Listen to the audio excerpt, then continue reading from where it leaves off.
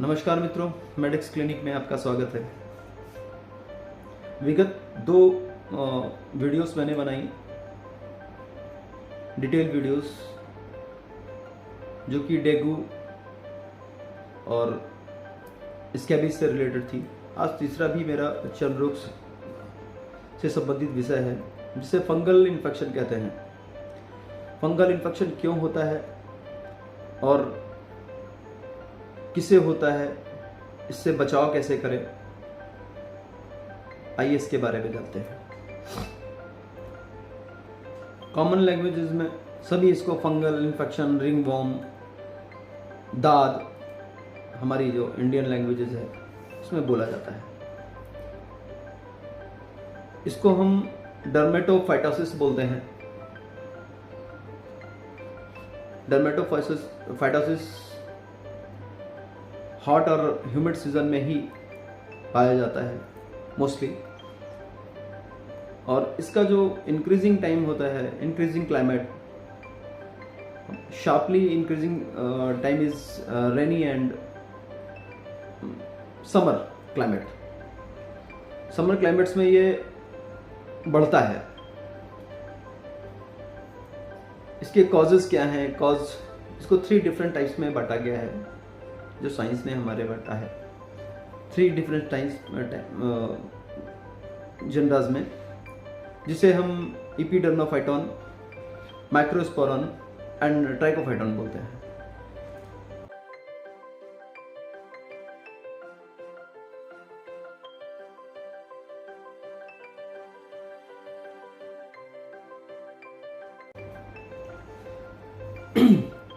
Fungi lives on basically the keratinous structure such as corneum stratum, hair and nails। इन 3 जगह पे पाया जाएगा।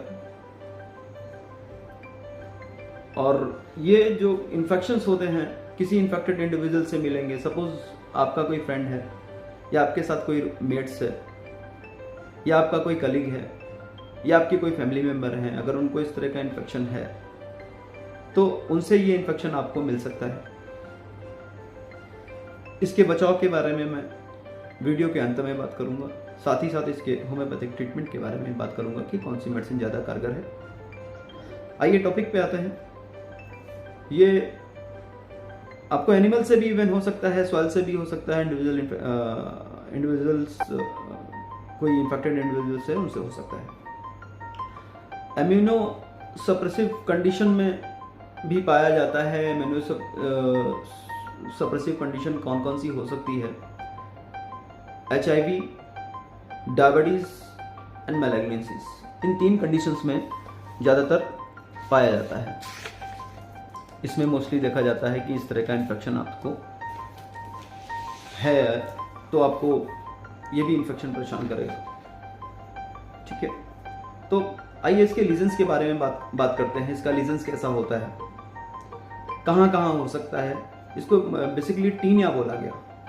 Taenia fungal infection. अभी इसको बॉडी लोकेशन वाइज इसको बताया गया कि टीनिया कार्पोरिस अगर आपकी बॉडी पे है, होल बॉडी पे है, तो उसको टीनिया कार्पोरिस बोलते हैं। टीनिया क्रोरिस अगर आपके जांघ के पास या ग्रांस रीजन बोलते हैं उसको, उसके पास है तो उसको टीनिया क्रोरिस बोला जाता है।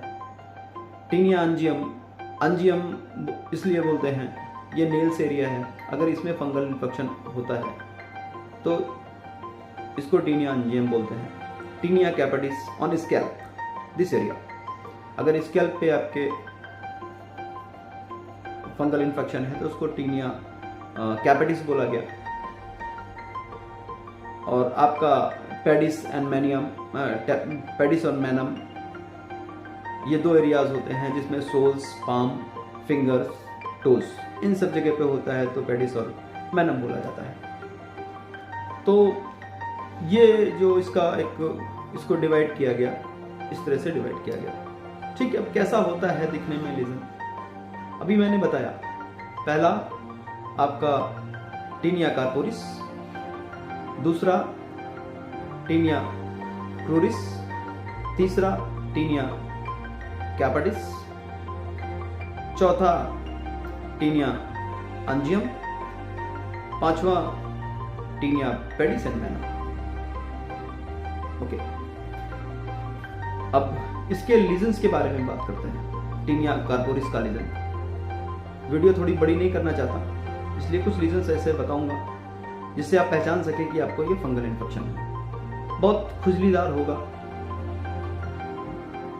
रिंग शेप्ड हो सकता है, एनुलर हो सकता है, इरेगुलर शेप बोलते हैं, और मार्जिनेटेड होता है, मतलब कॉर्नर का साइड जो होगा वो आपका थोड़ा सा उभरा हुआ होगा, कहीं कहीं पे राउंड हो सकता है, गोला सा, कहीं कहीं एनुलर शेप हो जाएगा, इरेगुलर शेप हो जाएगा।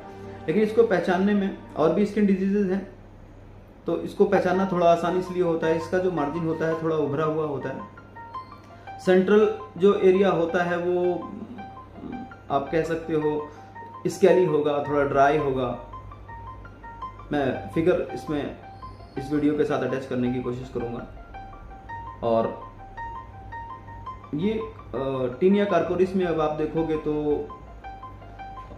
पेरिफेरल पैप्यूल्स, इसका जो पेरीफेरी एरिया होगा वो पैपुलर होगा, पस्यूल भी हो सकता है, स्केली इन सेंटर, मिड का जो एरिया है वो स्केली भी हो सकता है। तो अगर इस तरह का सिम्टम्स आपको मिलता है, फिर से बोल देता हूं, इसकी शेप के बारे में बात करें, राउंड और एनुलर और मार्जिनेटेड, सेंट्रल एरिया में scaly, sometimes pustules, and periphery area look like a papules, reddish। तो आप इसको समझें टीनिया कार्पोरिस। बॉडी में कहीं पे भी होता है, नेक पे होता है, चेस्ट पे होता है, बैक में होता है, एब्डोमेन पे होता है।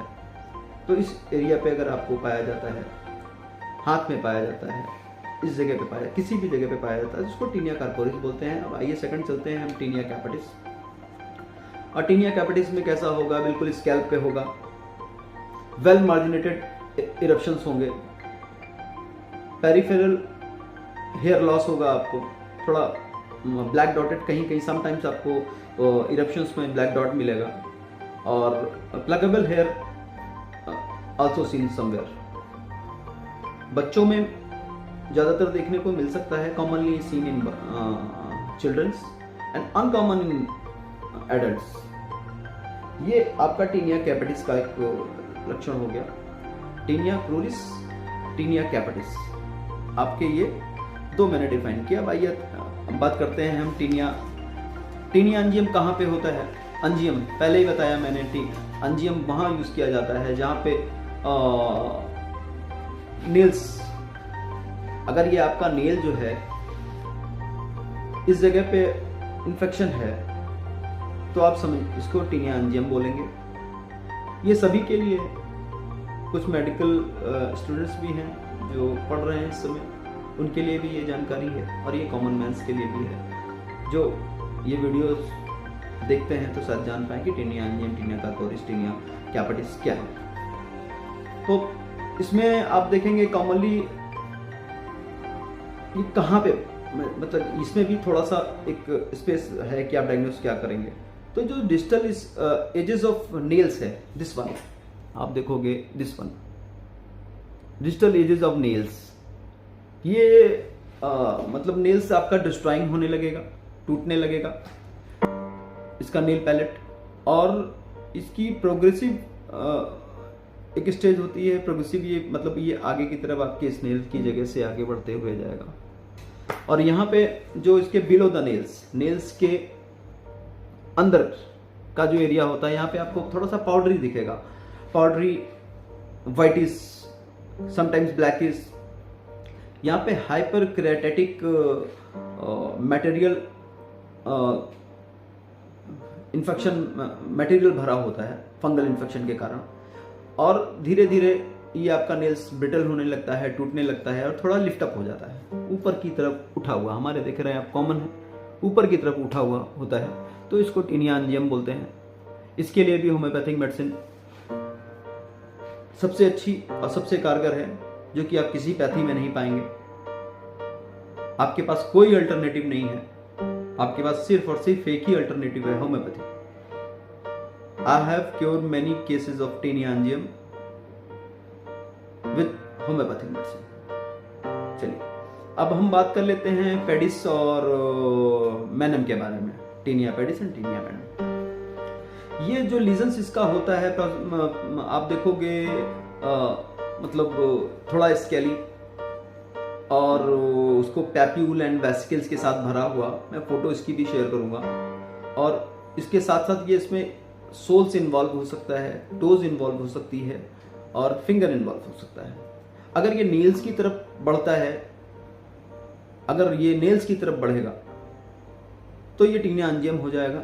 और अगर ये फिंगर के पास रहता है, टोस के पास रहता है, पैर के टोस के पास रहता है, सोल्स में रहता है, पाम में रहता है, तो इसको पेडिस, टेनिया पेडिस और टेनिया मैनम बोला गया है। ठीक है, ये हमारा मतलब एक डेफिनेशन, एक लीजन हो गया कि टेनिया कितने भाग में बटा है, कैसा होता है।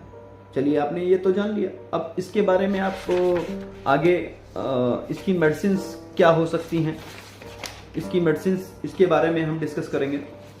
इसकी मेडिसिन में आप कौन सी होम्योपैथिक मेडिसिन लें और बचाव कैसे करें, सबसे महत्वपूर्ण है। पहले आप दवाइयाँ खूब खा लो, और अगर आपने मैनेजमेंट नहीं किया, साफ सफाई नहीं रखी, किसी भी बीमारी में मैनेजमेंट एक इम्पॉर्टेंट रोल प्ले करता है आपको ठीक करने में। किसी भी बीमारी में आप सिर्फ दवाइयाँ खाएं और सोचें कि आप मैनेजमेंट नहीं करोगे तो आप नहीं ठीक होगे, कहीं ना कहीं आपके बैकग्राउंड में वो डिजीज पाई जाएगी। तो इसकी जो मेडिसिन है, मेडिसिन पहली बैसिलिनम, दूसरी सीपिया, नाट्रामास, ars iodatum, silicea and the king of skin disease sulphur. ये कुछ मेडिसिन हैं, मॉक्सॉल है। इन सब दवाइयों के अलग अलग सिम्टम्स हैं। ये सारे सिम्टम्स आप सारी दवाइयाँ एक साथ नहीं खा सकते कि मैंने आपको इतनी सारी रेमेडीज बता दी तो आप ये सारी दवाइयों का सेवन करने लगे, आप ऐसा नहीं करेंगे। चिकित्सीय सलाह आवश्यक है, चिकित्सीय सलाह लें और इन दवाइयों के बारे में जानें। कोशिश करूँगा आगे इसके बाद एक वीडियो, इसके जो भी दवाइयाँ बताई हैं, इसके लक्षण कैसे होते हैं और किस लक्षण में कौन सी दवाई आप खाएं, मैं ये अगला वीडियो इसी पर डालूंगा कि फंगल इन्फेक्शन में होम्योपैथिक मेडिसिन के क्या सिम्टम होते हैं और जो भी सिम्टम्स होते हैं उसकी ये मेडिसिन है, ताकि आप तक लाभ पहुंचा सकूं, आप सभी को बीमारियों से मुक्त कर सकूं। बस मेरा यही उद्देश्य है। और अगर आपको ये वीडियो पसंद आए तो लाइक करें, सब्सक्राइब करें, आइकॉन बेल दबाएं। बस इतनी ही गुजारिश है आपसे। आप जितना से ज़्यादा सब्सक्राइब करेंगे, मेरी वीडियोस आप तक और बहुत सारे लोगों तक पहुंचती जाएगी। नमस्कार।